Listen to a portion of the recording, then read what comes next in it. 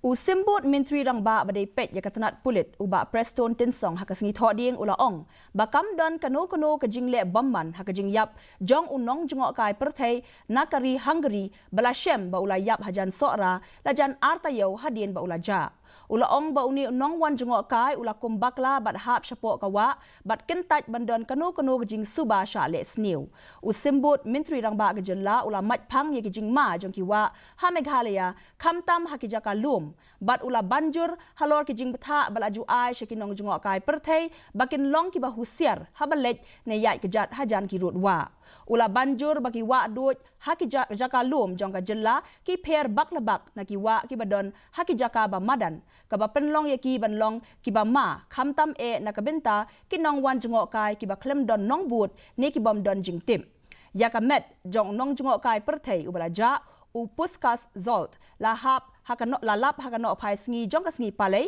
ulaja na do ka arp khandai tarik ulber Not foul play at all. Let me just tell you. In fact, very unfortunate. He had an accident in that trip. From time to time, we used to request the tourists coming down to Meghalaya, not only that Hora side, but anywhere they go. Because see, the river here in Meghalaya is very challenging. You can't treat the water of plain belt and the hilly area. It's totally different. So therefore, we used to request them that you have to be very careful while swimming and then even while touring to the riverbed.